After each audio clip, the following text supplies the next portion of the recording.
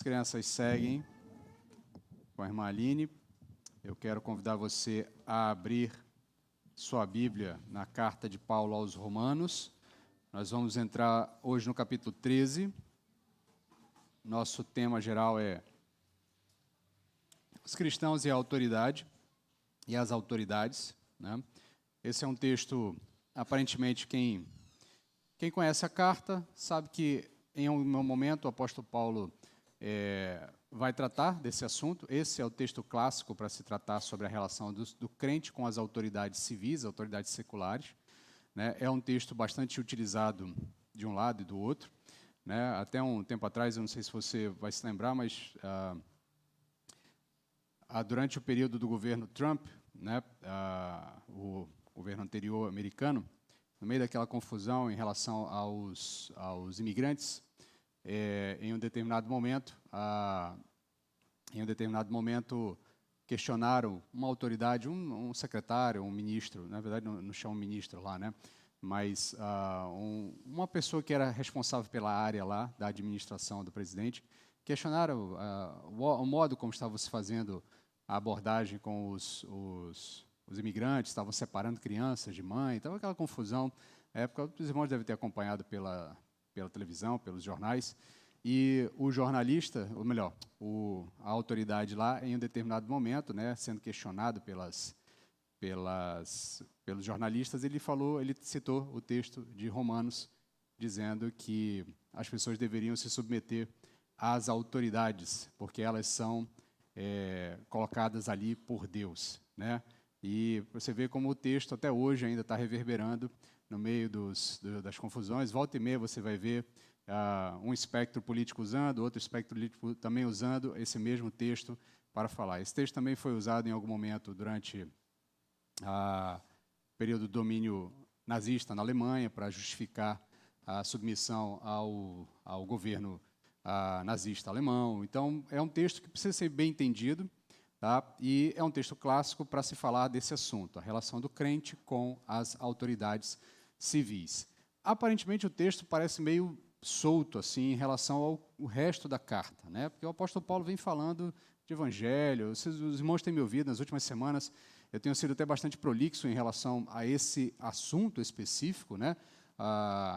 Dessa questão da reverberação do evangelho na vida do cristão, a transformação que ele faz, a questão da percepção da sua identidade, de você entender quem você é a partir do evangelho, quem você é em Cristo Jesus, você se torna filho, você passa a ter identidade, você passa a ter compreensão de que é bom ser quem você entra em paz com você para de guerrear com a expectativa que Deus tem em relação a você, porque você começa a entender que a vontade de Deus é boa, perfeita e agradável. O Evangelho faz todas essas tarefas na nossa realidade, e eu tenho trabalhado isso ao longo das últimas semanas com os irmãos, desde o momento que nós adentramos no capítulo 12, que é a parte mais prática da carta, onde o apóstolo Paulo terminou de expor o Evangelho, ele terminou ele no capítulo 11, e aí ele passa do capítulo 12 agora a aplicar o Evangelho que ele expôs à vida do indivíduo, como é que isso transforma a vida dele. Então, nós vimos na semana passada, no capítulo 12, né, rapidamente, só para a gente ter uma ideia rápida aqui das reverberações, ele falou da questão da compreensão de que agora você é um culto vivo, de que você se apresenta diante de Deus por causa do Evangelho. Se antes o seu corpo servia para sua própria satisfação, aquela percepção da autossatisfação que está ligado com a realidade em Adão, agora o seu corpo serve a Deus, e aí você molda a mente pelas consolações do Espírito Santo, pelas consolações de Deus, né? E aí a gente não se amolda a um esquema do mundo, esse esquema que é ditado pela autossatisfação. Isso a gente foi vendo, aí a gente começa a ver que isso tem a ver com a percepção da boa vontade de Deus, de como é que a gente começa a perceber a boa vontade de Deus.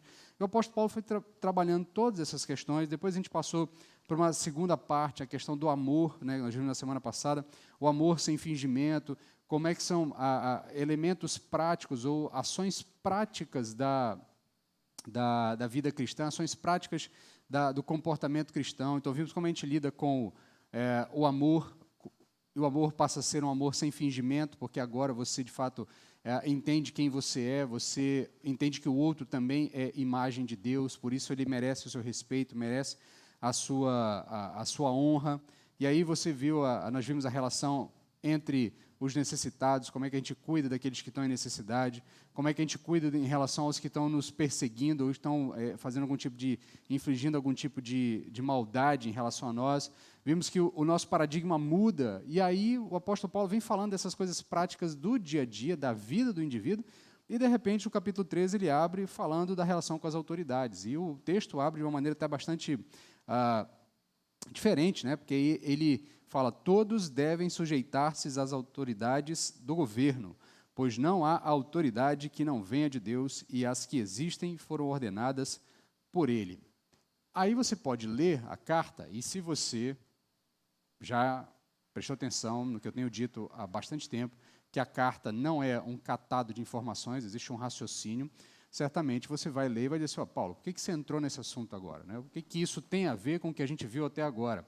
O que a minha relação com as autoridades tem a ver? O Senhor já falou de reino dos céus, falou de reino em Adão, o reino em Jesus Cristo, mas até agora, aparentemente, a relação com a vida civil, né, não foi objeto da preocupação do apóstolo Paulo, mas ele abre essa percepção agora. E tem algumas razões pelas quais ele faz isso. Antes de nós adentrarmos na própria leitura do texto, deixa eu apenas explicar o porquê que ele faz isso, né? Então, essa abordagem tem a ver com a realidade daquela igreja, com a realidade do público que está recebendo a carta. Lembra que eu já disse aos irmãos que quem compõe essa igreja é, em sua maioria, judeus que se converteram ao cristianismo, existem gentios também, romanos, né, propriamente ditos, mas há também muitos judeus que se converteram ao cristianismo, e, por isso, eles têm uma dificuldade com as autoridades, especialmente com as autoridades romanas. Historicamente, é conhecido o fato de que os judeus deram muito trabalho para os romanos. Os judeus nunca foram um povo fácil de se dominar.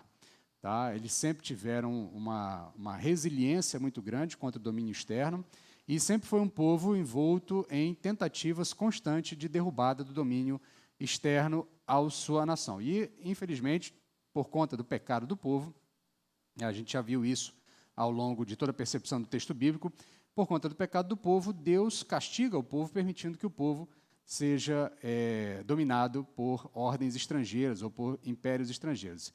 E desde, basicamente, do Velho Testamento, os judeus vêm experimentando o domínio estrangeiro. Tá? Há um pequeno hiato ali entre o Antigo e o Novo Testamento, que não está relatado na nossa Bíblia, né? Está relatado na Bíblia católica, no texto aos Macabeus, no livro aos Macabeus, ali conta o breve período que vai em torno de uns 100, cento e poucos anos, em que os judeus conseguiram um autogoverno, conseguiram se libertar do domínio dos Seleucidas, que é um desdobramento do Império Macedônico, né? Então, eles conseguem se livrar do domínio dos Seleucidas, passam a se autogovernar, essa dinastia dos Macabeus assume o governo, há ali uma sequência de 1 ou 2, talvez 3 reis dessa dinastia familiar, mas logo na sequência eles sucumbem também por questões internas, e aí vem o Império Romano e domina toda a região e domina inclusive os judeus. Então, boa parte da história dos judeus eles estão sob domínio estrangeiro, e isso lhes traz um problema sério.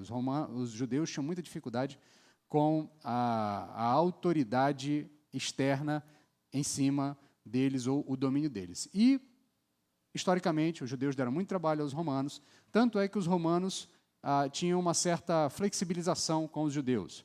Por exemplo, dentro da história romana, se você for lá avaliar, acompanhar nos livros históricos, você vai ver que era obrigatório que todas as nações dominadas pelo Império Romano aderissem à religião oficial de Roma, que é aquela religião, parece a religião greco, né? Tem o panteão grego, tem o panteão romano, são semelhantes. Então, era obrigatório. Para os judeus, não. Tá? Porque eles sabiam, eles já tinham experiência de que se eles impusessem aos judeus a obrigação de se dobrarem àquela autoridade, ou melhor, àquela religião oficial, certamente eles teriam dificuldade, porque o judeu preferia morrer do que se dobrar diante de uma outra divindade. Tá? Diante de uma outra divindade. Nem sempre é por causa de questões teológicas, tem muito mais a ver com questões nacionalistas em algum momento, tá, do que propriamente com uma percepção teológica, mas tem muito também de uma carga de percepção teológica, que eles não podiam se dobrar diante de outros deuses. Tá? Então, os romanos tinham uma certa flexibilização. Tanto é que, em algum momento do Império de Cláudio, por conta de muita balbúrdia envolvendo judeus, o imperador expulsa todos os judeus de Roma. Tá? E depois, mas tanto é que o apóstolo Paulo vai encontrar com Priscila e Áquila lá em Atos, saindo já de Roma, eles saíram de Roma, e saíram de Roma muito provavelmente durante esse período em que todos os judeus foram expulsos de Roma. E como os cristãos estão, nesse momento da história, vamos dizer assim, intrinsecamente ligados com os judeus, tá? Os cristãos também acabam absorvendo um pouco dessa percepção em relação à autoridade externa, além do fato de os romanos estarem diretamente ligados com a morte de Jesus Cristo.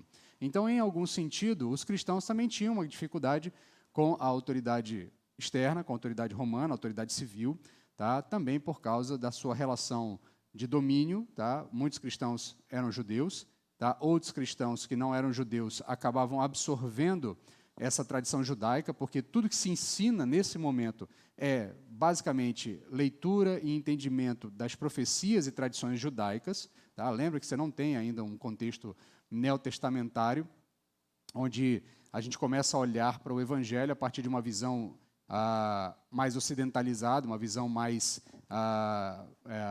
ali na região da Europa e da Ásia Menor, tá? Que é onde ocorre a maioria das cartas do Novo Testamento. Então, o que aqueles irmãos de Roma estavam lendo, estavam aprendendo os textos do Antigo Testamento, a Septuaginta, o Pentateuco, Levíticos, Êxodo, Gênesis, os reis, os profetas. É isso que aquele povo está lendo. Então, eles estão intimamente, ou melhor, estão imersos dentro da cultura e da tradição judaica para aprenderem mais sobre Jesus Cristo. Tá? E aí vem os apóstolos fazendo as devidas aplicações, as devidas inserções, as cartas, as orientações. Mas isso tudo ainda está acontecendo, isso está se desenvolvendo nesse período. Então, o apóstolo Paulo, ao olhar essa situação, ele começa, então, a desenvolver uma percepção sobre a relação do cristão com as autoridades. E aqui eu quero hoje ser bem mais didático, no sentido de fazer uma exposição mais didática do que eu costumo fazer, sem me delongar muito em algumas elucubrações. Eu vou tentar ser mais pontual aqui, né, apontando trecho a trecho o que eu quero dizer para os irmãos, de maneira que vocês saiam daqui hoje, tá, com uma percepção bíblica de qual é a nossa relação com as autoridades. Tá? Como é que o crente deve se relacionar com a autoridade civil. Tá? Então, nesse sentido, a gente começa a perceber que o apóstolo Paulo vai trazer algumas orientações que têm, inicialmente, uma percepção bastante teológica. Então, eu preciso que você, nesse momento, se desapegue um pouco da realidade momentânea. Não tente fazer uma leitura do governo brasileiro nesse momento, ou da realidade dos governos nesse momento. Entenda o conceito, depois a gente vai, no final, fazer as devidas aplicações, e aí sim a gente começa a olhar os cenários possíveis ou não. Tá? Então, o apóstolo Paulo vai deixar claro que ele vai trazer princípios norteadores na relação do crente com as autoridades, e esses princípios norteadores devem ser considerados pelo cristão, e é importante aqui você frisar que o apóstolo Paulo está se fixando integralmente na perspectiva teológica da autoridade. Tá? Há aqui um trabalho em relação à perspectiva teológica da autoridade. Dito isso, vamos à leitura do texto, e aí então a gente começa a fazer as devidas análises. Tá? Então, vamos lá. Capítulo 13, verso 1. Todos devem sujeitar-se às autoridades do governo, pois não há autoridade que não venha de Deus. E as que existem foram ordenadas por ele. Por isso, nós vamos do 1 ao 7, tá? Por isso, quem recusa sujeitar-se à autoridade, opõe-se à ordem de Deus. E os que fazem isso trarão condenação sobre si mesmos. Porque os governantes não são motivos de temor para os que fazem o bem, mas sim para os que fazem o mal. Não queres temer as autoridades? Faze o bem e receberá louvor dela. Porque ela é serva de Deus para o teu bem, mas se fizerdes o mal, teme, pois não é sem razão que ela traz a espada. Pois é serva de Deus e agente da punição, da ira contra quem pratica o mal. Por isso é necessário sujeitar-se a ela, não somente por causa da ira, mas também por causa da consciência. porque por essa razão também pagais impostos, porque eles são servos de Deus para atenderem a isso. Dai a cada um o que lhe é devido, a quem tributo, tributo, a quem imposto, imposto, a quem temor, temor, a quem honra, honra. Senhor, mais uma vez, queremos nos colocar diante do Senhor, pedindo o teu auxílio, a tua iluminação, a tua ajuda para entendermos esse texto e aplicarmos devidamente às nossas vidas e, a partir da compreensão do texto, de acordo com a tua vontade, remodelarmos a nossa relação com as perspectivas políticas e com as perspectivas governamentais, as perspectivas da realidade civil em nossas vidas. Então, auxilia-nos, Pai, porque precisamos disso para que o teu nome seja honrado e glorificado em tudo que nós fazemos. Em nome de Cristo nós oramos. Amém. Então, meus queridos, o apóstolo Paulo vai tratar de diversos tópicos aqui, de diversos assuntos. Eu dividi ele tentando seguir a sequência do texto. Nós podíamos fazer algum outro tipo de abordagem. Você vai ver outros pregadores, outros professores ensinando esse texto, fazendo outras abordagens, uma abordagem mais ampla, juntando textos do início com o fim, mas eu quero ir verso a verso para que a gente seguir de uma maneira mais fácil, mais didática, e às vezes é possível que a gente acabe se repetindo, porque o apóstolo Paulo também tem essa prática de ele fala uma coisa no começo, daqui a pouco ele repete de novo no fim, a mesma coisa, e aí acaba voltando ao tema. Mas eu quero ir verso a verso com os irmãos, tirando aqui algumas percepções teológicas, algumas percepções gerais sobre a nossa relação com as autoridades. A primeira delas é que o apóstolo Paulo estabelece que existe um dever universal de submissão às autoridades. Todos devem sujeitar-se às autoridades do governo, pois não há autoridade que não venha de Deus e as que existem foram ordenadas por ele. Capítulo 13, verso 1. Nesse primeiro argumento, o apóstolo Paulo faz uma afirmação muito forte, muito emblemática. Tá? Todos devem sujeitar-se às autoridades do governo. E a autoridade que ele está falando aqui é prioritariamente a autoridade governamental. Tá? É quem está ocupando a posição de governo nesse momento. Tá? É disso que ele está falando. É óbvio que os conceitos depois podem ser reverberados ou reaplicados ou reinterpretados para outras categorias de autoridade, a autoridade paterna, a autoridade na igreja, a autoridade no ambiente de trabalho, a autoridade, sei lá, no time, no esporte, o juiz lá, né, a autoridade, o árbitro do jogo. Pode reverberar nessas outras relações? Pode, tá? Mas prioritariamente a preocupação do apóstolo Paulo é na relação com o governo. Quem está assentado na sala do governo nesse momento? Tá? Quem está comandando. Então ele primeiro faz uma afirmação muito forte, ele fala dessa realidade, dessa universalidade da sujeição às autoridades. Todos devem sujeitar-se às autoridades do governo. Então, há uma universalidade na ordenança, que é aplicável, inclusive, em duas vias. Tá? Todos, indiscriminadamente, devem sujeitar-se às autoridades, independente de gosto e afeição aos governos. Tá? Então, é um primeiro ponto que você precisa deglutir isso. Tá? Independente de quem esteja sentado no Palácio do Governo, em qualquer que seja a instância desse governo, o texto bíblico determina uma ordem ao cristão, dizendo que há uma universalidade na questão da submissão. Todos devem sujeitar-se às autoridades do governo. Tá? Todos, indiscriminadamente, independente do gosto e afeição aos governantes.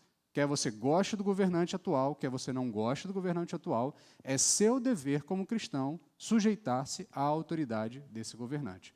Quer você ache ele a melhor escolha, quer você não ache ele a melhor escolha, é dever do cristão sujeitar-se às autoridades governamentais. Tá? Segundo, a segunda via da percepção da universalidade da ordenança. Todos, indiscriminadamente, devem sujeitar-se a todas as autoridades. Inclusive, quem está sentado no governo também tem que sujeitar-se às autoridades. Não existe indivíduo que é livre dessa ordem. Tá? Não existe um indivíduo que não deve respeitar a autoridade. Não existe um indivíduo que esteja livre dessa necessidade de se submeter a uma autoridade. Então, o apóstolo deixa claro que nenhum indivíduo está isento dessa sujeição. Nenhuma pessoa desfruta de privilégios pessoais. Nem nós, nem quem está lá em cima, nem quem é do espectro A político, nem do espectro B é isento dessa sujeição. Todos devem estar sujeitos às autoridades. Nas palavras do teólogo John Murray, nem a incredulidade, nem a fé oferece imunidade. Não é o fato de alguém ser incrédulo que lhe dá a capacidade, lhe dá o benefício de não ser obrigado a sujeitar-se às autoridades, nem a ordem é apenas para aqueles que têm fé. Tá? Então, ou seja, a ordem não é só para crentes, a ordem é para todos. Todos, indiscriminadamente, devem estar sujeitos à autoridade. E aí, no passo seguinte, ele já nos dá a razão para a submissão. Existe uma razão para que essa submissão esteja sendo imposta indiscriminadamente a todos. Eu quero que você atente com muita atenção à razão, porque a partir da razão a gente consegue entender melhor todas as outras coisas. Tá? Então, a pergunta que você pode fazer é: por que eu devo me submeter às autoridades? Paulo responde logo na sequência: pois não há autoridade que não venha de Deus, e as que existem foram ordenadas por Ele. Eu vou ler de novo, porque você precisa ouvir o que o texto bíblico está dizendo. De novo, já disse aos irmãos mais de uma vez, o que nos ajuda no processo é que o autor bíblico ele não tem preocupação nenhuma com o seu bem-estar. Ele fala aquilo que precisa ser dito. Então, eu vou repetir de novo. Não há autoridade que não venha de Deus. Não há autoridade que não venha de Deus. E todos aqueles que se assentam nos cargos de autoridade estão lá porque foram ordenados por Deus. Tá? Todos. O texto bíblico é que está dizendo isso. Não sou eu, não é a minha vontade política, não é a minha vontade ideológica, não é a minha percepção. Tá? É o que o texto bíblico está dizendo. Não há autoridade que não venha de Deus, e as que existem foram ordenadas por Ele. Tá? Então, em primeiro lugar, a origem da autoridade, sobre a qual Paulo destaca 3 aspectos importantes. Então, primeira coisa, a autoridade procede de Deus. Toda a autoridade procede de Deus. Entenda esse conceito primeiro. Antes da gente pensar na própria autoridade em si, na função, no cargo específico, a ideia, o conceito de autoridade, ele provém de Deus. O homem não cria nada do nada, tá? Quem pode criar alguma coisa do nada é Deus. Então, Deus, ele criou o conceito de autoridade porque isso emana dele. A autoridade procede de Deus. Paulo diz que Deus é a fonte de toda autoridade e os que exercem uma delegação da autoridade divina. Por que nós nos sujeitamos à autoridade? Porque a autoridade emana de Deus. Tá? Deus é a origem da autoridade. Então, todo cargo de autoridade existente, ou toda função de autoridade existente, é um reflexo dessa autoridade divina. É um reflexo, dentro da nossa perspectiva humana, dessa autoridade divina. A autoridade não é criação ex nihilo. Tá? Ex nihilo é uma expressão em latim, quer dizer do nada. Tá? Não significa isso, ou melhor, a autoridade não é uma criação do nada, não é uma invenção dos homens. Não foram os homens que, de repente, se organizaram e disseram assim, vamos nos organizar e criar uma autoridade entre nós. A existência desse conceito de autoridade e a necessidade de autoridade é uma reverberação da própria emanação da autoridade divina. A autoridade emana da realidade divina. Capítulo 11, verso 36, o apóstolo Paulo diz que todas as coisas são dele, por ele e para ele. Então, tudo o que existe provém de Deus, é para Deus e é por meio de Deus. Inclusive, o próprio conceito de autoridade e a ideia de se colocar uma autoridade sobre outras pessoas. Então, este conceito, essa ideia, não é uma criação humana. Isso provém da ideia do próprio Deus.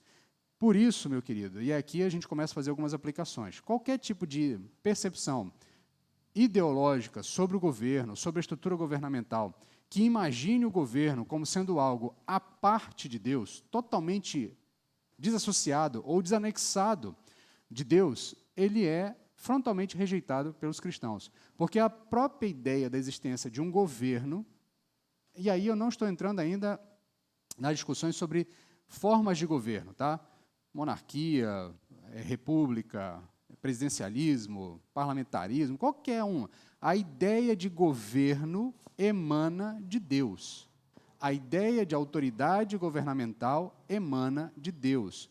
Os homens não criaram nada, e qualquer tipo de percepção ideológica, política, que imagine o sistema de governo como algo que exclui Deus, isso não pode ser compreendido por um cristão, porque isso está contrário ao próprio texto bíblico. O texto bíblico diz que a autoridade é uma emanação de Deus. Então, a autoridade também precisa reconhecer que a sua autoridade é delegada. E aí, obviamente, a gente vai falando muitas vezes sobre a necessidade de submissão à autoridade e nem sempre a gente olha para a autoridade em si. A autoridade também precisa entender que a função que ela exerce não é uma função intrínseca a ela ou dela, do indivíduo, da pessoa. Aquilo é algo que emana do próprio Deus. Então, a autoridade precisa reconhecer que a sua autoridade é delegada. Ninguém tem autoridade em si. Todos exercem a autoridade que é delegado da parte de Deus. Quem tem autoridade em si é o próprio Deus. Tá? Então, por fim, o poder não emana da autoridade, mas o poder emana de Deus, que delega essa autoridade. Então, governantes não são autoridades em si, mas exercem uma autoridade outorgada por Deus e não fruto de sua conquista ou capacidade. O fato é que Deus quer que a criação viva em ordem e, para tanto, predispõe a consciência da necessidade de autoridade. A ideia e a necessidade de autoridade emana de um Deus que não convive com o caos. Deus inicia a história da humanidade, a história da criação, colocando a casa em ordem, colocando ordem no caos. No princípio era Deus, o Espírito do Senhor pairava sobre a face das águas, e Deus disse, haja luz e houve luz. E os atos seguintes são colocar ordem no caos. Deus é um Deus que dele emana a necessidade de ordem. Por isso, nós, como criaturas que são imagem de Deus, nós replicamos essa percepção da necessidade de ordem.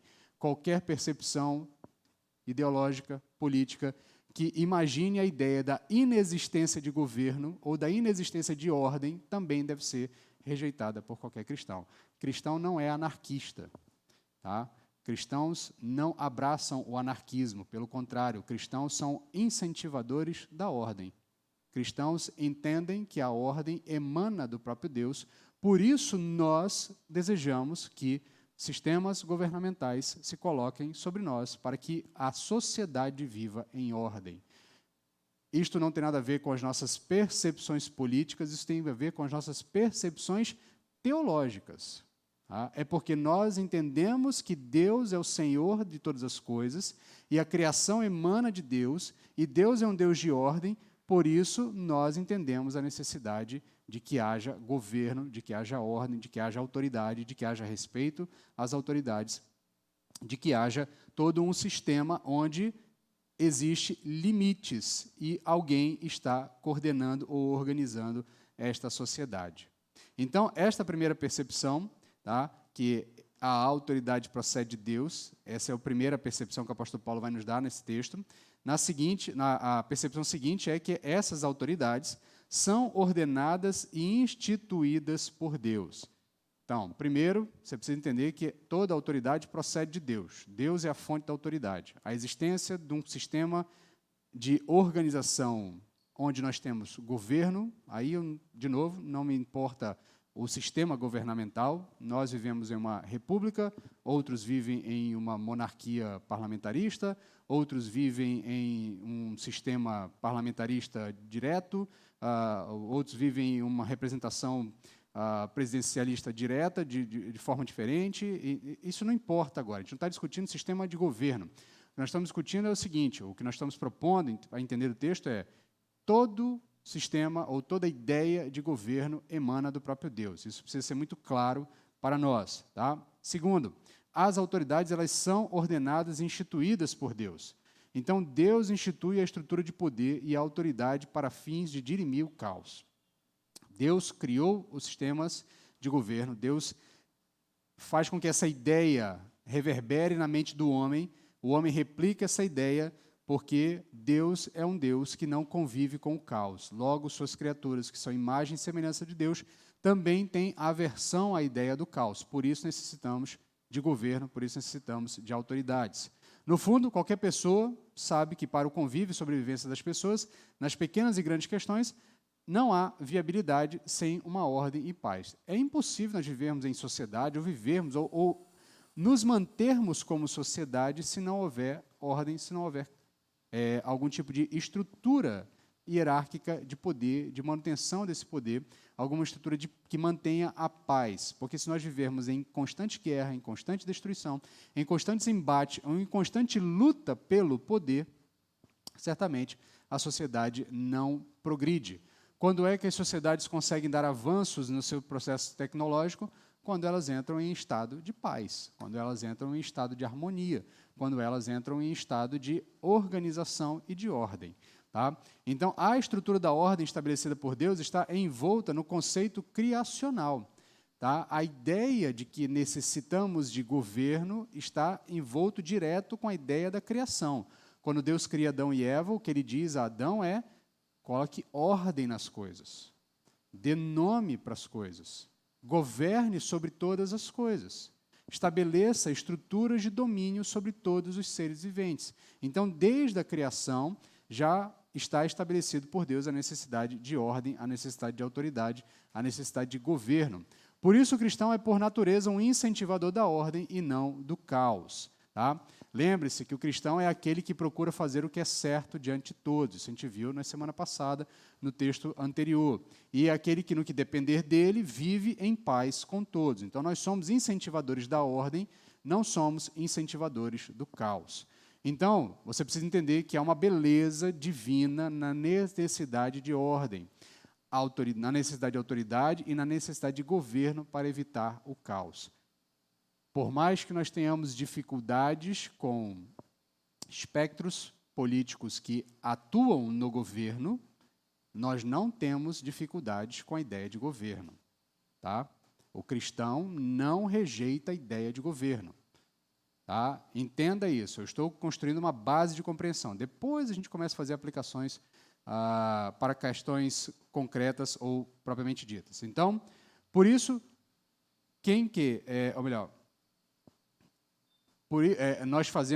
nós percebemos essa beleza na necessidade de ordem, autoridade e governo, porque nós entendemos que toda autoridade governamental, ela provém do próprio Senhor. E aqui, de novo, tá, não há espaço para duvidar de que, mesmo de maus governantes, tá, porque eles também provêm do Senhor. Na sua sabedoria, Deus permite que maus governantes subam ao governo. E isso, muitas vezes, é incompreensível para nós não conseguimos entender corretamente o que Deus está tentando fazer naquele momento, mas, inclusive, as autoridades que atuam mal nas suas atividades também chegaram lá porque Deus as colocou lá. Ninguém chega ao poder por força própria. Tá? A autoridade, aí aqui eu preciso que você entenda, tá? Não existe governo no mundo que se oponha ao domínio de Deus. Tá? Deus é o Senhor sobre todas as coisas. Qualquer governante que esteja no poder nesse momento está lá porque Deus assim o permitiu. Tá? E aqui eu não vou entrar na discussão sobre permissão passiva, permissão ativa de Deus, uma ideia de Deus colocou lá porque quis, ou Deus aceitou que chegasse lá. Eu não tenho. O fato é que ninguém assume autoridade em qualquer lugar da esfera humana se Deus não tiver conscientemente consentido com isso. Tá? Deus não é nem forçado a fazer nada, tá? Mas, ao mesmo tempo, Ele é Senhor sobre todas as coisas. Isso é um princípio que está ligado à ideia de que Deus é soberano. Tá? E isso a gente precisa compreender. A gente tem dificuldade, a gente diz que Deus é soberano, mas quando sobe o político ao poder que não é do nosso gosto, aí a gente diz que a vontade de Deus não foi feita. Que Deus soberano é esse, que a vontade dos homens é mais forte que a vontade dele? Então, por mais que a gente não entenda os desígnios de Deus, os caminhos que Deus escolhe para que as coisas aconteçam, nós precisamos entender uma coisa, e a Bíblia é muito clara: Deus é soberano. Não há absolutamente nada que aconteça na história da humanidade que não tenha acontecido por vontade de Deus. Coisas boas e coisas más. O desafio nosso é entender que Deus sabe o que está fazendo. Deus não é pego de surpresa. Então, olha só, lembre-se que quando Jesus fala a Pilatos, em João, capítulo 19, verso 11, parte A, quando Pilatos está ali dizendo para ele: olha, eu tenho autoridade para te tirar daqui, eu posso te soltar, né? Então, se você responder o que eu quero, ou me tratar do jeito que eu acho que você tem que me tratar, eu posso dar uma ordem e você sai daqui livre. A resposta de Jesus diz para ele é a seguinte: olha, nenhuma autoridade teria sobre mim se do alto não te fosse dado para isso. Pilatos estava onde estava porque Deus autorizou Pilatos estar lá. E eu estou falando de Pilatos, eu não estou falando de um bom governante, não. Tá? Nós estamos falando do homem que lavou as mãos diante de um homem claramente inocente, do qual ele mesmo consentiu que era inocente. Tá? Outro exemplo, Daniel capítulo 2, verso 21. Daniel orando, falando sobre Deus e sobre os seus atributos. Ele vai, olha, Deus, ele muda os tempos e as estações, ele remove os reis e estabelece os reis. Ele dá sabedoria aos sábios e conhecimento aos entendidos. Ou seja, ele remove os reis e estabelece os reis. Quem coloca governantes no governo é Deus. Quem tira governantes do governo é Deus. Tá? Isso está atrelado à soberania de Deus. De novo, para que você me compreenda, nós estamos estabelecendo padrões teológicos para a compreensão de autoridade. Depois a gente vai ver, caso a caso, como é que as coisas vão se desenvolvendo. Então, tá entendido isso, que a autoridade ela é ordenada por Deus e a autoridade provém de Deus, a gente pode passar para o próximo verso para entender a função das autoridades. Tá? Verso 3 e verso 4. Porque os governantes não são motivos de temor para os que fazem o bem, mas sim para os que fazem o mal. Não queres temer? A autoridade faz o bem e receberás o louvor dela. Porque ela é serva de Deus, de novo, olha, ela, a autoridade, é serva de Deus, para o teu bem, mas se fizeres o mal, teme, pois não é sem razão que ela traz a espada, pois é serva de Deus e agente da punição da ira contra quem pratica o mal. Tá? De novo, aqui, o apóstolo Paulo evoca aqui a compreensão de estrutura criacional. Então, a estrutura criacional evocada por Paulo para falar das autoridades está ancorada no fato de que há um propósito de Deus para a criação das funções de autoridade. E a função primordial, e aqui eu quero que você comece a absorver essa compreensão, até para que você possa desenvolver uma boa teologia para análise dos seus eventuais candidatos no futuro próximo. Logo mais a gente vai ter eleições municipais aí, né? Então, para que você possa fazer uma boa análise do seu candidato, comece a entender qual é a função das autoridades, qual é a função bíblica das autoridades. E aqui eu não estou fazendo uma leitura da função das autoridades a partir de viés humano, ou de compreensão humana. Nós estamos partindo de uma percepção teológica. Lembre-se que nós somos crentes, nós enxergamos o mundo a partir de uma percepção teológica.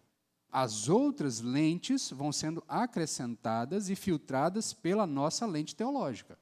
Quando a lente teológica entra em conflito com outras lentes que a gente vai acrescentando, a gente descarta as outras lentes e se mantém com a lente teológica. Tá? Então, nós interpretamos os sistemas de governo, nós interpretamos aqueles que ocupam esse cargo e nós interpretamos a função desses cargos a partir de uma perspectiva teológica.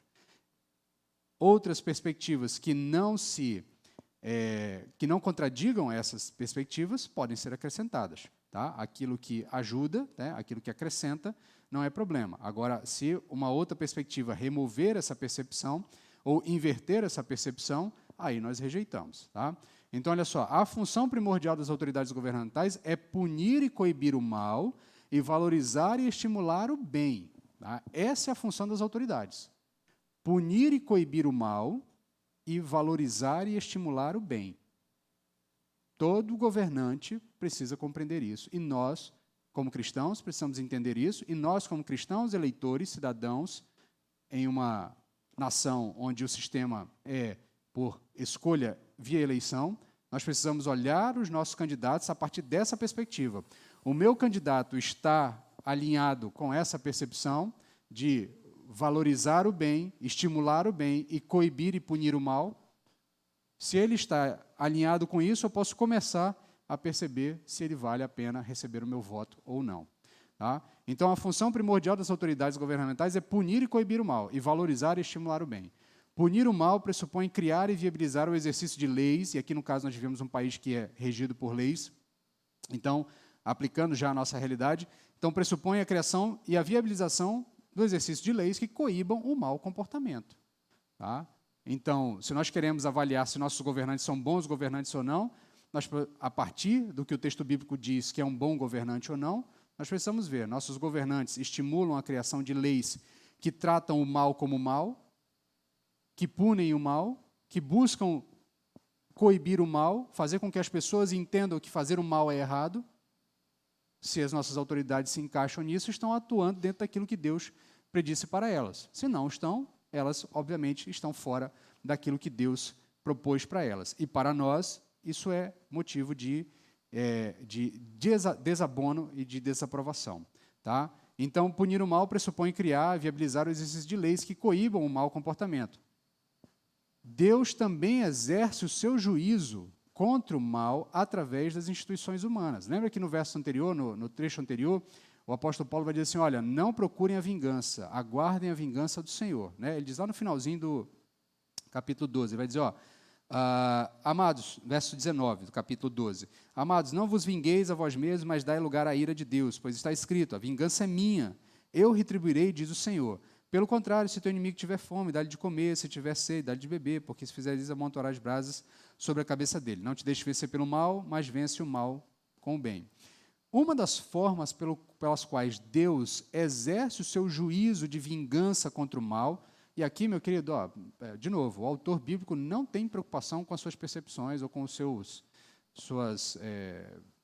seu incômodo com algumas expressões. Sim, meu querido, Deus se vinga do mal. Tá? Deus é um Deus vingativo. Deus pune o mal. Tá? Então, uma das maneiras pelas quais Deus usa para trazer punição ao mal são as instituições humanas que Ele permite que a gente crie. Então, instituições policiais, o governo, a justiça, o sistema legal, o sistema de punição, o sistema de prisão, o sistema, até mesmo os sistemas capitais, dos quais nós não temos no Brasil, mas até mesmo os sistemas capitais estão envolvidos nessa percepção de que o mal precisa ser punido. E isso provém de Deus, isso emana de Deus. Tá? Então, uma das formas que Deus utiliza para trazer juízo ao mal é a utilização dos sistemas humanos, dos sistemas criados pelos homens. Então, nós, cristãos, em uma primeira instância, obviamente, nós esperamos sempre pela retribuição divina no último dia, no último tempo. Nós sabemos que no dia do juízo, Deus há de resolver todos os problemas, Deus há de punir todo o mal, Deus há de trazer juízo a todos aqueles que merecem juízo. Então, nós aguardamos por esse dia, mas nós também temos uma justa expectativa dada pelo texto bíblico de que as autoridades humanas tragam justiça àqueles que precisam de justiça nesse tempo, nesse momento. O texto bíblico atribui a eles essa tarefa, o texto bíblico espera deles essa tarefa, e se o texto bíblico atribui, Deus espera deles essa tarefa. Não é à toa que no Antigo Testamento você tem inúmeros textos bíblicos onde Deus e o profeta, né, na verdade o profeta falando em nome de Deus, fala de forma dura contra aqueles que julgam mal, contra aqueles que deveriam trazer a boa justiça e não fazem a boa justiça, pelo contrário, subvertem a justiça. O apóstolo Paulo, no começo da carta, lá, quando ele está descrevendo os pecados da humanidade, ele diz, um dos pecados que ele diz é esse, subversão da justiça. Aquilo que é justo deixa de ser justo, porque os juízes, aqueles que estão incumbidos da autoridade, os governantes, e aqui, nesse momento histórico, há uma mistura. Tá? O governante ele é tanto julgador quanto governante. Às vezes você tem a estrutura dos magistrados, mas em algum momento você pode ter, em determinados locais, a junção da mesma pessoa. Né? Por exemplo, Pilatos é governante da Judéia e ele está ali julgando Jesus. Então, há, às vezes, uma confusão nas figuras aqui. Mas o fato é que essas autoridades, elas têm uma autoridade, uma incumbência divina de punir o mal e de coibir o mal. E não é à toa que o Estado, aqui no caso ele vai fazer referência, que o Estado porta a espada. Tá? No caso romano, a espada tem a ver mesmo com a ideia de pena capital, de morte mesmo, para aqueles que se opõem à autoridade estatal, ou que cometem o mal, ou que fazem algum tipo de crime. Tá? Então, aqui é uma referência à possibilidade do Estado punir, mas isso também reverbera para nós na ideia. Por que nós, cristãos, não nos opomos à ideia de punição estatal para crimes? Tá? Não é porque a gente vive em um Estado democrático de direito a partir de uma percepção greco-romana do direito. Tá? Essas coisas foram acrescentadas à nossa percepção, mas nós entendemos que Deus estabeleceu essa ordem. O mal precisa ser punido. Cabe, então, às autoridades exercerem essa atividade. Então, aqui, como eu disse, a expressão da espada tem a ver com a capacidade do Estado de impor a pena capital. Contudo, a razão de fundo é que o Estado deve agir de forma dura contra quem faz o mal. O Estado tem uma incumbência, e as governantes têm uma incumbência, as autoridades governamentais, as autoridades que têm a capacidade ou a incumbência de fazer justiça, devem agir de maneira dura contra quem faz o mal. Esta tarefa não é só uma tarefa, é uma tarefa-dever. Além de ser uma tarefa-dever, é tratado pelo texto como um serviço prestado a Deus. O apóstolo vai dizer o seguinte, verso 4, porque ela, a autoridade, é serva de Deus para o teu bem. Mas se fizeres o mal, teme, pois não é sem razão que ela traz a espada, pois é serva de Deus e agente de punição da ira, e a ira aqui é a ira de Deus, tá? É agente da punição da ira contra quem pratica o mal. Então, essa tarefa-dever é um serviço que as autoridades, ainda que inconscientemente, estão prestando a Deus. Tá? Por isso, o apóstolo Paulo vai chamar a atenção, se fizeres o mal, teme, pois não é sem razão que ela traz a espada, pois é serva de Deus e agente da punição da ira, de ira contra quem pratica o mal. Então, cabe às autoridades coibir o mal e coibir de forma justa e dura, para que as pessoas entendam que o mal sempre será punido. Isto é basilar para que você comece a avaliar se os governantes são bons governantes ou maus governantes. Segunda questão é que as autoridades também cabe a elas promover o bem. Não é só punir o mal, elas também devem promover o bem. Tá? Então, o bem aqui que elas devem promover é o bem moral, o bem econômico, o bem social, o bem político, o bem espiritual. A autoridade deve promover o bem, ela deve criar estruturas e deve criar legislações e deve incentivar a ideia de que o que é bom merece ser elogiado. O que é bom merece ser reconhecido. O que é bom merece ser incentivado. Também é parte das tarefas das autoridades. Então, nesse sentido, o apóstolo Paulo deixa claro para nós que cabe às autoridades promover o bem. Contudo, isso não significa que o Estado deve legislar, por exemplo, aqui, em favor de pessoas de um espectro X ou Y, com a ideia de que essas pessoas sempre praticam o bem. Esse é um problema corrente entre nós cristãos, quando nós começamos a criar as ideias de bancadas evangélicas, porque a gente quer que as bancadas legislem em favor do crente, porque em tese o crente é bom. Tá? O texto bíblico não nos diz isso. O texto nos incentiva a ideia de que o Estado deve promover o bem, e o bem de onde quer que ele venha. É óbvio que se você é cristão, você se apegou ao bem. É o que nós vimos na semana passada. Nós somos aqueles que se apegam ao bem. Então, se você é cristão e você se apegou ao bem, é natural que, se o Estado agir dentro da sua perspectiva correta, bíblica, ele vai enaltecer o bem, você vai ser objeto das boas políticas do governo público, tá? Porque você é alguém que está apegado ao bem. Tá? Mas, por certo, as leis devem objetivar o bem e não o mal. As leis devem ser promovidas para promover o bem de todos os cidadãos, o bem da sociedade inteira. Cristãos ou não cristãos, todos os cidadãos devem se beneficiar das leis. E aí, uma vez que o cristão é aquele que se apega ao bem e busca fazer o que é correto diante de todos, não há razão para que ele tema as autoridades. Tá? E aí é a nossa relação, nós não precisamos temer as autoridades. Por que nós não precisamos temer as autoridades? porque nós somos aqueles que se apegam ao bem. Nós fazemos o bem, nós fazemos o que é correto. Nós, no que depender de nós vivemos em paz com todos. Nós procuramos sempre fazer o que é certo diante de todos. É isso que a gente viu na semana passada. Então, por essa razão, não há necessidade de nós vivermos em temor em relação às autoridades. E aí, nesse sentido, o apóstolo Paulo incentiva, olha, não queres temer as autoridades? Faze o bem e você vai receber o louvor dela.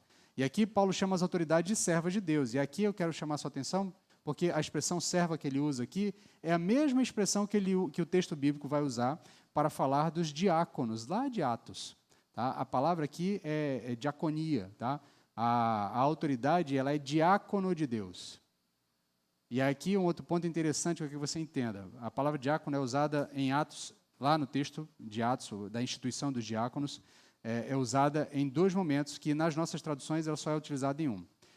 O diácono é aquele que serve a mesa, ou serve o corpo, mas os que pregam, lá, porque os apóstolos fazem a distinção, né? Uns vão se cuidar, uns vão se ocupar de servir as mesas, e nós nos ocuparemos de servir a palavra. Uns exercem a diaconia da mesa, outros exercem a diaconia da palavra, outros exercem a diaconia da administração pública.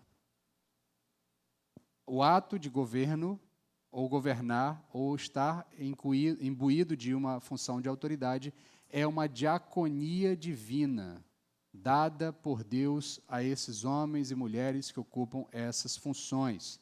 Então, enquanto uns servem às mesas, outros servem nas orações e pregações, outros servem na administração do bem comum. As autoridades são tão servas de Deus quanto o pregador dominical.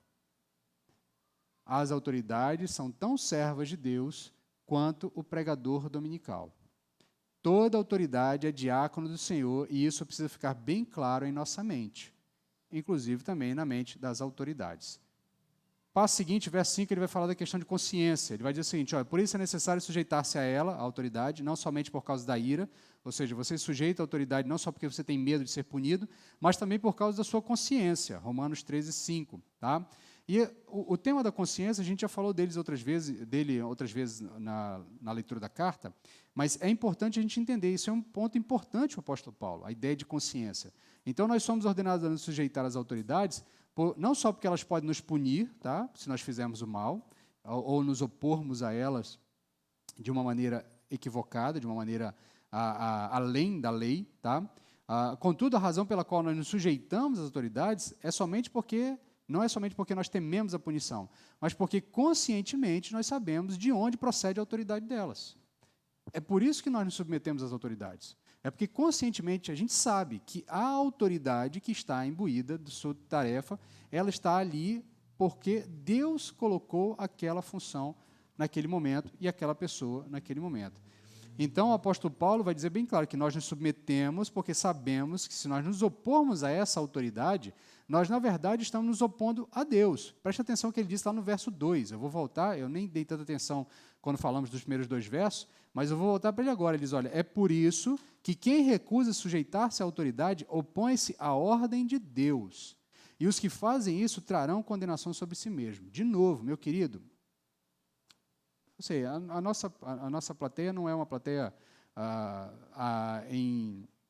que esteja tão envolvida no universo universitário, né, acadêmico, tal, mas a gente está sempre ali recebendo reverberações das discussões ideológicas e políticas, tal. Mas, de novo, eu preciso dizer para você, não existe a ideia de crente anarquista, meu irmão. Tá? Não existe a ideia de um cristão que compactue com a ideia da inexistência de poder ou da inexistência de governo. Tá? Opor-se a isso é opor-se à ordem de Deus. É o que o apóstolo Paulo está dizendo. De novo, não sou eu que estou dizendo. De novo, o autor não está preocupado com os seus incômodos em relação ao texto. Ele diz o que Deus quer que você ouça. E o que Deus quer que você entenda é o seguinte, Deus é um Deus de ordem. Todo lugar tem que ter ordem. Tem que ter autoridade. Tem que ter organização. Tem que ter quem mande. Quem assuma responsabilidades. Quem faça com que as coisas erradas sejam punidas e quem faça com que as coisas boas sejam enaltecidas. Então, essa realidade é uma realidade que nós cristãos devemos estimular, não somos aqueles que estimulam a realidade oposta. Então, por isso, conscientemente, nós nos submetemos às autoridades. E agora que nós nos entendemos como filhos de Deus, nós somos chamados a submeter à vontade de Deus. E a vontade de Deus é que haja ordem. O respeito à ordem e às autoridades está incluída na boa, perfeita e agradável vontade de Deus. E opõe-se ao esquema do mundo, porque ainda que o esquema do mundo se utilize de sistemas organizacionais e governamentais, o esquema do mundo é o esquema da anarquia. O esquema do mundo é o esquema de cada um por si. O esquema do mundo é o esquema onde o que importa é o que é importante para mim. Se eu estou no governo, eu uso do meu poder para me beneficiar. E beneficiar os que estão ao meu redor, aqueles que me interessam. Esse é o esquema do mundo. Por isso que os governos do mundo estão caídos, estão derrotados. E por isso que lá em Apocalipse 13, a gente já passou por Apocalipse aqui, por isso que lá em Apocalipse 13, aqui a Bíblia tem dessas coisas, né? De vez em quando tem essas jesuicidências inesperadas, né? Nós temos a Romanos 13 falando da relação do crente com as autoridades e uma visão positiva das autoridades, como a gente vai visualizar mais ao fim, tá? O apóstolo Paulo nos traz uma visão positiva das autoridades. Mas aí, capítulo 13 de Apocalipse, nós vemos as autoridades, os governos do mundo sendo submetidos, se submetendo à besta que vem do mar. E aí, ao todo o império do anticristo, toda a organização. Então, essas mesmas autoridades se corrompem, se derrubam e vão se submeter a um domínio daquele que vem para se opor a Cristo, porque elas esquecem da sua tarefa, da sua função.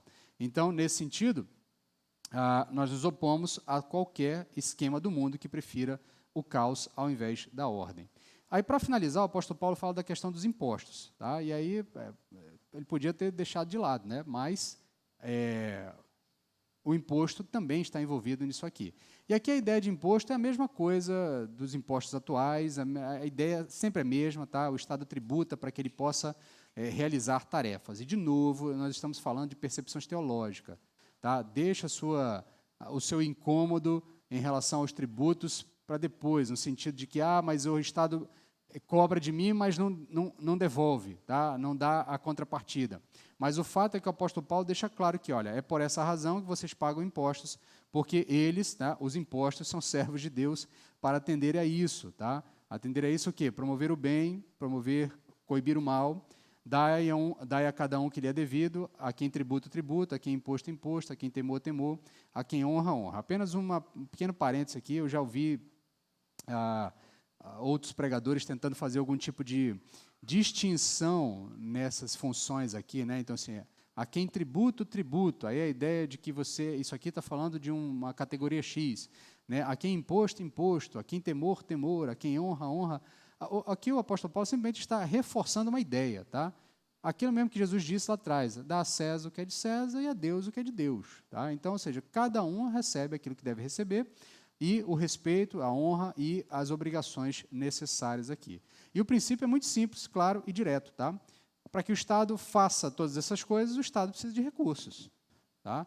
Para que o Estado coíba o mal, para que o Estado prenda o malfeitor, para que o Estado puna o malfeitor, ele precisa de recursos. Para que o Estado enalteça o bem e promova o bem, o Estado precisa de recursos. Por isso, o Estado tributa. Tá? E aí essas ideias, muitas vezes, que reverberam no meio cristão ou no meio de alguns espectros políticos de que imposto é roubo, de que não deveria ter imposto, cada um deveria cuidar do seu dinheiro. E essas ideias, nós não compactuamos com elas. Nós, de fato, interpretamos o comportamento das nossas autoridades e o que elas fazem com os nossos tributos. Eu reconheço que os irmãos, a insatisfação geral, eu faço parte da população que paga impostos também. Eu gostaria de ver o retorno desses impostos, mas como cristão, eu não sou um anarquista. Tá? Eu não sou um anarquista e eu não sou alguém que defende a ideia, não posso ser alguém que defende a ideia de que pagar tributo é estar sendo roubado pelo Estado. Eu pago tributo porque eu entendo que o Estado foi organizado por Deus e o Estado organizado por Deus precisa de recursos para fazer a sua tarefa. Se ele não está fazendo corretamente, nós vamos ver já já o que a gente tem que fazer. Tá? Então, portanto, se o cristão é aquele que procura fazer o que é certo diante de todos, se a lei manda pagar tributo, então a gente paga tributo. Tá? Gostando ou não gostando. eu gostava de comprar coisas na China. Agora não compro mais, entendeu? Porque o custo, há um tributo que deve ser cobrado. E a partir do momento que o tributo passou a ser cobrado, o valor, o objetivo final do produto já não me interessa mais. Mas, nesse sentido, eu não posso me opor, porque o que é devido é devido. Se a lei manda, nós cumprimos a lei, por mais que nós não gostemos da lei. Agora, se nós não gostamos da lei, nós temos os meios corretos para revisar essa situação. Então, deixe-me fazer umas aplicações aqui, rapidamente, para a gente finalizar o tema. Tá? Primeira aplicação, a submissão que Paulo está falando, ele fala intrinsecamente a uma ideia que está muito mais ligada à ordem geral do que ao indivíduo em si. Tá? Então, ele está muito mais falado em relação à obediência das leis e da ordem em relação às leis, e não submissão ao governante em si. Tá? O governante, ele é um agente da lei, por isso nós nos submetemos. Tá? Então, está no âmago do cristianismo, está no âmago do cristão, a ideia de que a lei é um instrumento da ordem. Por isso, nós somos o povo que enaltece a ideia de ordem, e a ideia de lei está ligada com a ideia de ordem. O cristão se submete à lei e não ao que exerce o cargo de autoridade. Eu não me submeto ao político do momento, tá? Como se ele, o indivíduo, fosse uma autoridade indiscutível sobre minha vida, como se ele tivesse poder sobre minha vida. Eu me submeto à lei que coloca esse indivíduo lá. Tá? Portanto, o cristão se submete à lei e não a quem exerce o cargo de autoridade. Por isso, o cristão não é, por natureza, como eu disse várias vezes, um anarquista. O cristão se submete à autoridade, mas ele não deve ser subserviente à autoridade. Tá? Nós não somos subservientes à autoridade. Então, não cabe ao cristão bajular a autoridade, nem se submeter à vontade ou capricho de governantes em si. Tá? Se o governante faz o que é errado, o cristão aponta o erro. Se o governante está atuando equivocadamente na sua função, o cristão tem o dever, como cidadão e como cristão, de apontar o erro. Nossa submissão é a ideia de ordem, do qual essas autoridades estão incumbidas em dar prosseguimento. Deus deu ordem às autoridades para manter a ordem. Por isso, nós nos submetemos à ideia de ordem, à ideia de governo. Portanto, ainda que você simpatize com o espectro político A ou B, a vontade individual do seu governante de preferência não determina a forma como você enxerga o mundo. Tá? Então, não é porque você está alinhado ao espectro A ou ao espectro B, porque o político do espectro A disse, e você agora vai pensar daquele jeito ou vai interpretar o mundo daquela forma. Não, você continua interpretando o mundo a partir de um óculos teológico, de um óculos cristão, de uma lente a partir do texto bíblico. Então, o cristão é servo de um único Senhor, da pessoa bendita de Jesus Cristo. Nós servimos a uma única pessoa. Nós não servimos à autoridade. Nós nos submetemos às autoridades por temor à ordem do Senhor, por compreensão de que essa ordem foi instituída pelo Senhor. Mas nós não somos subservientes às autoridades. Quando a autoridade está errada, nós apontamos o erro. Quando a autoridade faz o que é errado, nós procuramos os meios corretos para que a autoridade seja responsabilizada pelo seu erro. Tá? Segunda aplicação, o fato de que Deus institui todas as autoridades não significa que Ele aprove a todas as autoridades. Tá? Eu falei lá para frente, lá no início da mensagem, que o texto bíblico deixa muito claro que Deus institui todas as autoridades, boas e más. Tá? Mas o fato de Deus ter instituído todas as autoridades não significa que Ele aprove todas as autoridades. Não significa que Deus está feliz com todos os governantes. Não significa que Deus aprecia os governantes do momento ou quem quer que seja. Deus também coloca governantes maus para atenderem os seus desígnios. Então, preste atenção aqui. Romanos 9,17, quando o apóstolo Paulo fala de Faraó, usa o exemplo de Faraó, ele cita o texto lá de Êxodo, e ele diz o seguinte, Deus falando a Faraó, porque a Escritura diz ao Faraó, eu o levantei exatamente com esse propósito, mostrar em você o meu poder e para que o meu nome seja proclamado em toda a terra. Então, ou seja, quem colocou o Faraó no poder foi Deus. Agora, o que Faraó fez foi do agrado de Deus? Obviamente que não. Faraó instigou o povo, maltratou o povo, perseguiu o povo, assassinou o povo, entendeu? Né? Mandou matar criança, mandou aumentar o peso, e nada disso era do agrado do Senhor. mas quem colocou Faraó lá foi Deus. Isaías 45:1, tá? O profeta falando da profecia em relação ao imperador Ciro, que viria para destruir o Império Babilônico, né? Assim diz o Senhor a Ciro, seu ungido, a quem tomo pela minha mão direita, para abater nações e desarmar reis, para abrir diante dele as portas, para que não sejam trancadas.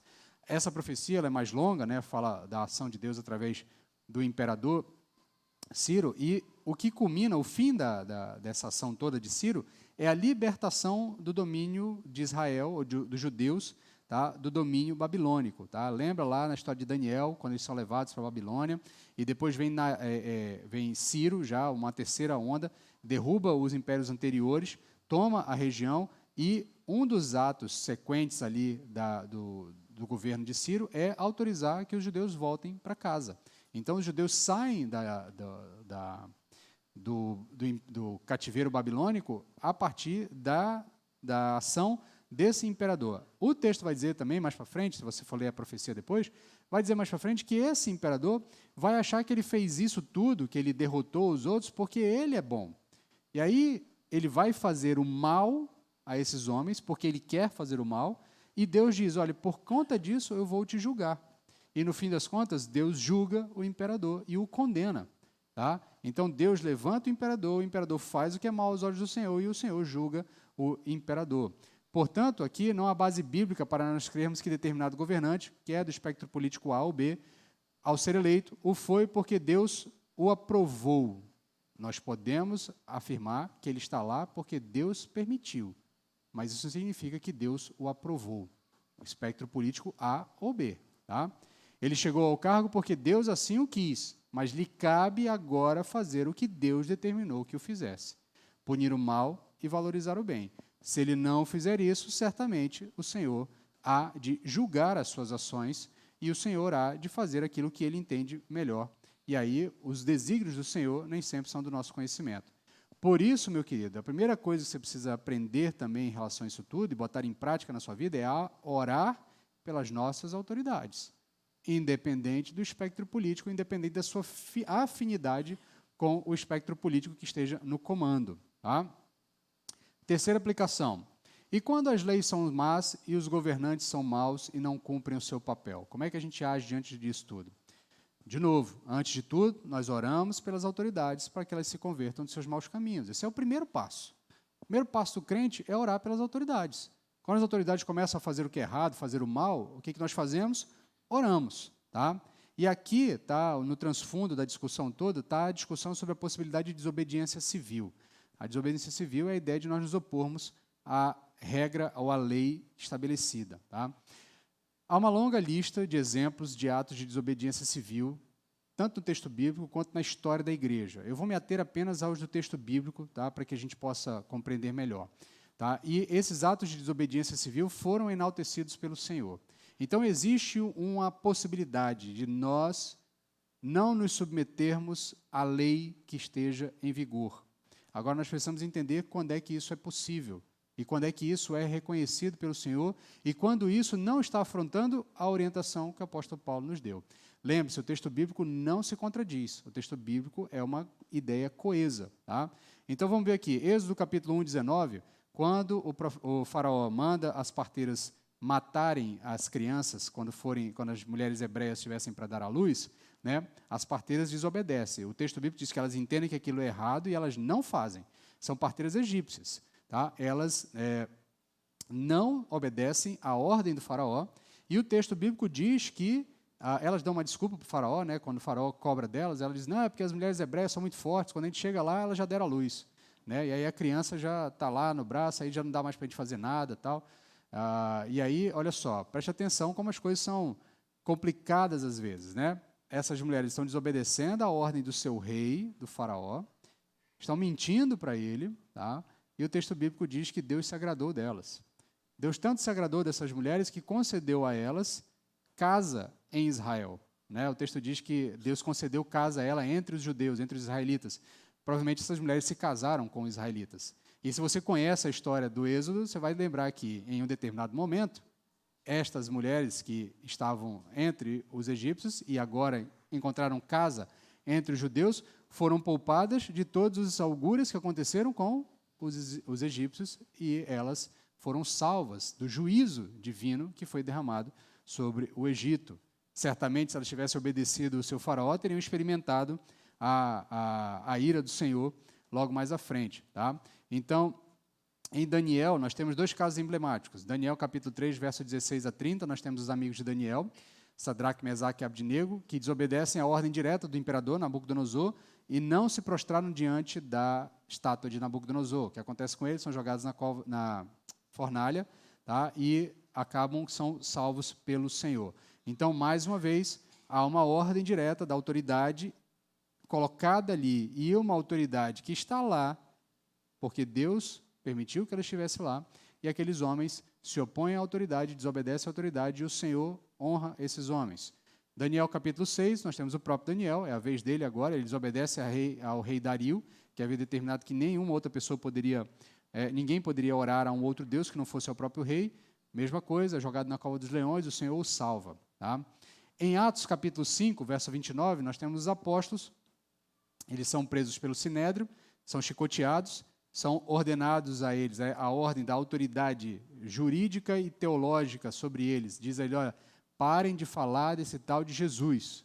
Aí libera os homens. A resposta de Pedro a eles o Pedro capitaneando ali o colégio apostólico, responde, é mais importante obedecer a Deus do que os homens. Então, a nossa obediência da lei, às leis, não se dá de forma cega e acrítica.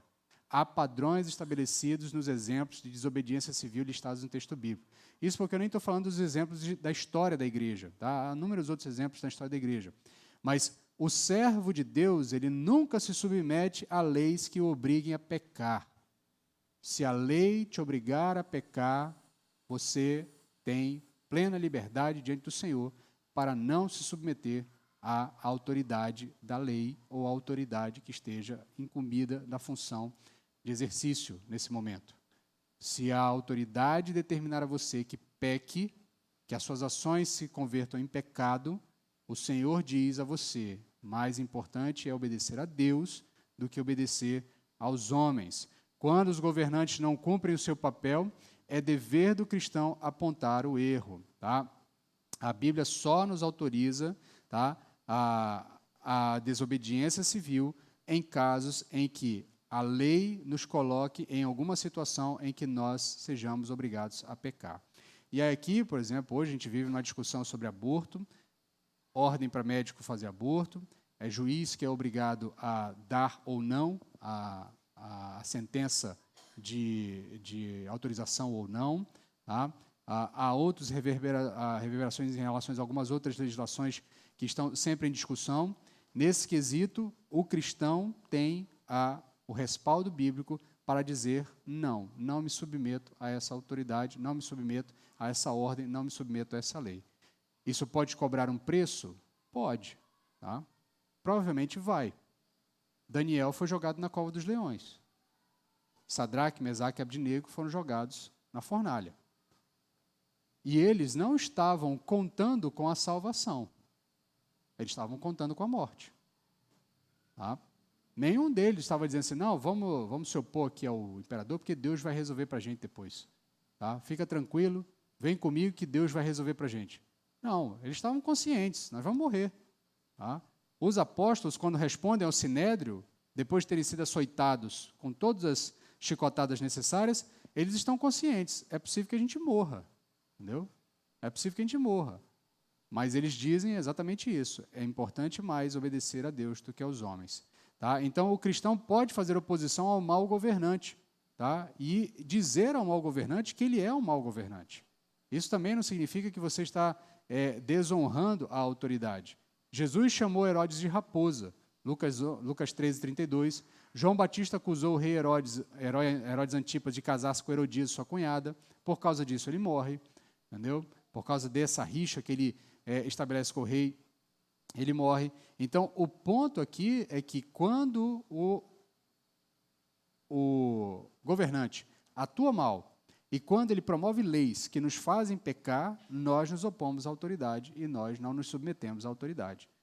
Quando se instalam quando se instalam no poder homens gananciosos e corruptos que mordem vorazmente o erário, desviando recursos dos impostos para suas gordas contas bancárias em paraísos fiscais, ou desviam para o ralo da corrupção verbas que deveriam promover o bem para o povo, essa atitude má do governo deve ser denunciada com toda veemência e ousadia, custe o que custar.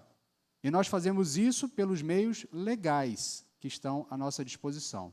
No nosso caso, os meios democráticos. E aí você pode estar dizendo, mas não funciona. A gente vai usar o que funciona. Se não funciona, a gente se submete à situação e continua orando para que Deus abra meios. Nós não somos o povo que estabelece o caos. Nós somos o povo que estabelece ou que incentiva a ordem. O cristão não é um revolucionário, pronto para pegar em armas porque discorda do governo que está no poder. E se nós entendemos que aqueles que estão ocupando as cadeiras do governo e autoridades não estão cumprindo seu papel, nos cabe eleger representantes melhores. Então, meu querido, leia Romanos 13 todos os dias, daqui até a eleição em outubro. Comece a avaliar os seus candidatos a partir de Romanos 13. Assim, nós começaremos a eleger melhores candidatos. E, inclusive, passe no escrutínio de Romanos 13 os candidatos crentes. Tá? Comece por eles, pelos candidatos que se dizem cristãos ou se dizem representantes de algum espectro político ligado a cristãos. Então, Romanos 13 é um ótimo manual de análise de propostas políticas.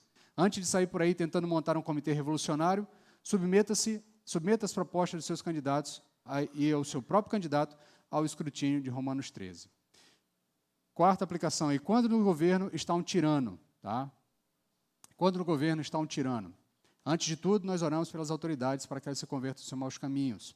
Segundo, o apóstolo Paulo não está escrevendo a partir de uma realidade de um povo democrático, de um Estado de direito.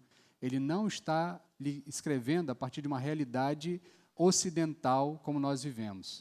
O apóstolo Paulo está escrevendo a partir da realidade do Império Romano. Sobre ele está Nero nesse momento.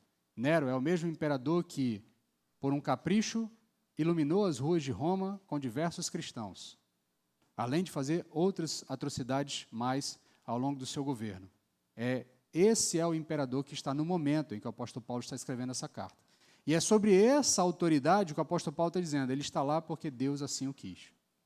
E nós nos submetemos a ele. Então, antes de nós começarmos a arrumar algum tipo de desculpa, porque tem um tirano no poder, a gente vai se levantar, fazer uma revolta, pegar em armas, derrubar o governo à força, porque está nele um tirano, lembre-se, o apóstolo escreve a partir da perspectiva de que no poder está um tirano. Tá? Ainda assim, o apóstolo Paulo não ordenou aos cristãos que se organizassem para derrubar o poder. Antes de tudo, nós cremos na soberania de Deus. Nesse cenário, nós fazemos oposição pacífica primordialmente. Devemos evitar a qualquer custo métodos violentos. Nós somos aqueles chamados a não devolver o mal a ninguém. O poder de decisão sobre vida e morte não nos cabe, ela pertence ao Senhor. E, em último caso, o nosso reino não é desse mundo, nossas preocupações primordiais não estão no avanço desse universo, mas no avanço do Evangelho e não em sistemas governamentais. Então, meu querido, eu entendo que você pode se incomodar com o governo, mas você não foi chamado para promover revolução. Você foi chamado para promover o Evangelho. E como é que a gente atua na esfera política quando o tirano está no poder? Pelos meios pacíficos possíveis. Nós vamos conseguir derrubar o tirano no poder? Não sei. Tá? Historicamente, nós temos exemplos de alguns irmãos cristãos que se envolveram, inclusive, em tentativas de assassinato. Um caso muito conhecido, Dietrich Bonhoeffer, se envolveu na famosa Operação Valkyria, na tentativa de assassinato de Hitler. Por causa disso, ele foi preso e morreu alguns dias antes da Alemanha nazista ter sido derrotada pelos exércitos opositores. Mas o fato é que esses exemplos extremos, e Dietrich Bonhoeffer é um homem de Deus, a gente não pode negar isso, seus escritos são utilizados até hoje, tá? Mas esse padrão de comportamento não é o padrão de comportamento orientado pelo texto bíblico. Agora, é óbvio, em situações extremas, a sua consciência e Deus é que vai determinar. Agora, o que o texto bíblico lhe orienta é que a sua resposta é sempre uma resposta branda, é uma resposta que procura ser pacífica, e uma resposta que procura usar os meios legais para que a gente se oponha ao mal. Por fim, quando o governo se levantar contra a igreja, de novo, antes de tudo, nós oramos pelas autoridades para que se convertam dos seus maus caminhos. Agora, quando as autoridades começarem a se levantar contra a igreja, nós só temos uma resposta. É mais importante obedecer a Deus do que os homens. custe o que custar. Se as autoridades se levantarem contra a igreja e o martírio for o caminho, nós iremos para o martírio. Tá? Porque o que importa é obedecer a Deus e não obedecer os homens. Agora, é óbvio, isso é uma situação extrema, tá? É uma possibilidade extrema, é uma realidade no futuro da igreja, nós sabemos que isso vai acontecer na realidade da igreja, mas não é a nossa realidade nesse momento. Então, nesse momento, o que você precisa guardar aqui para a gente finalizar? Tá? Ore pelas suas autoridades e comece a analisar se as suas autoridades estão cumprindo esse papel. Se as suas autoridades não estão cumprindo esse papel, comece a procurar candidatos que tentem e queiram cumprir esse papel. Comece a olhar para Romanos 13 e ver, meu candidato está alinhado com Romanos 13? E aqui eu não estou dizendo que é porque ele é crente, não. É se as suas ações como candidato, como político, como autoridade, estão alinhadas com Romanos 13. Se não estiverem alinhadas, procure outro candidato, entregue seu voto a outro, a fim de que nós tenhamos melhores representantes e melhores governantes, tá? A fim de que eles façam aquilo que eles foram chamados a fazer. Que Deus coloque essa compreensão em nossos corações, nos ajude a ser cidadãos melhores, eleitores melhores e olhar para esse texto como uma fonte muito poderosa para nós exercermos a nossa relação com as autoridades.